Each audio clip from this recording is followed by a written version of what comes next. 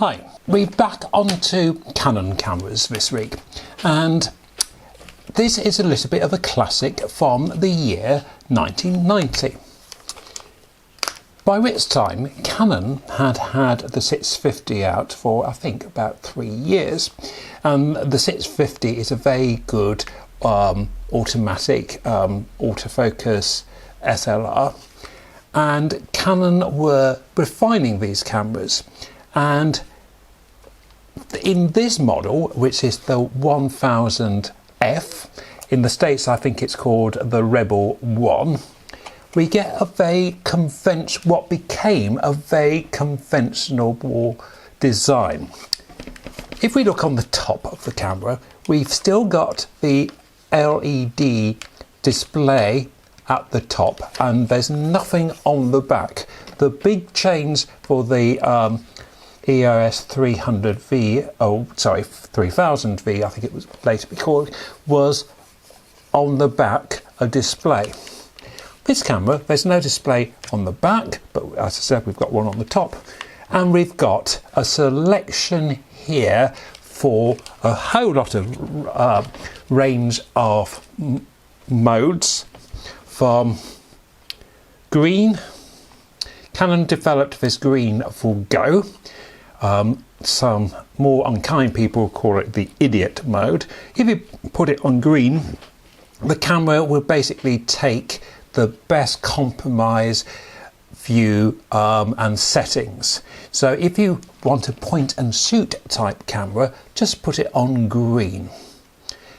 They then have this range of what Canon always refers to as the creative mode.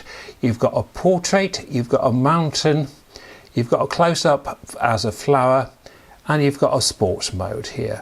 So you can click, select whatever mode you want there. In the portrait mode, the camera will automatically select the largest aperture, well, the lowest number, to get a bokeh effect at the back, a low depth of field, where in the landscape mode it will select a small aperture like f22, or so you get a large depth of field.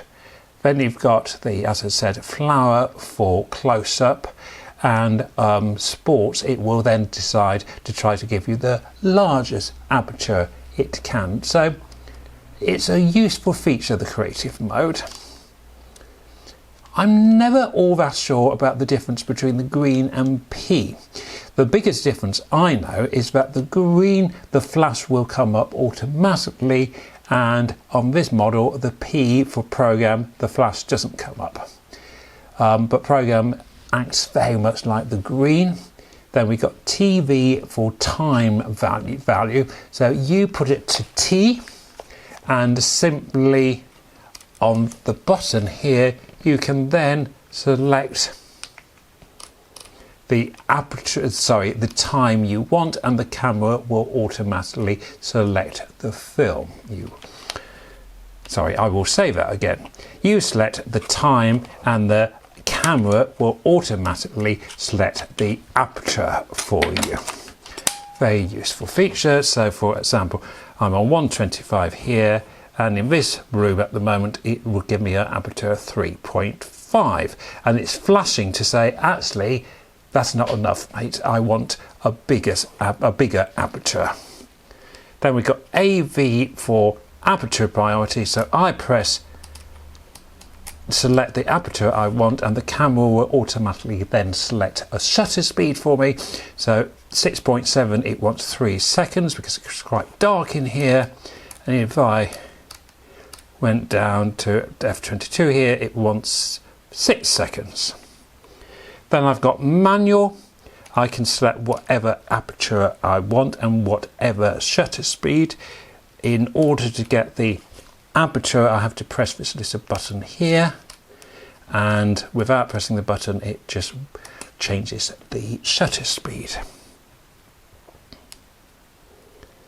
And then we've got a timer, and we can also set, when this camera came out, it was still quite common not to get DX coded film. That is the little code on the end of the film canister which tells the camera what film speed. If it's not DX coded, you need to put in your ISO, and you can do that on here. Any of those have got a timer. The lens, you can turn it on from being autofocus to a manual lens.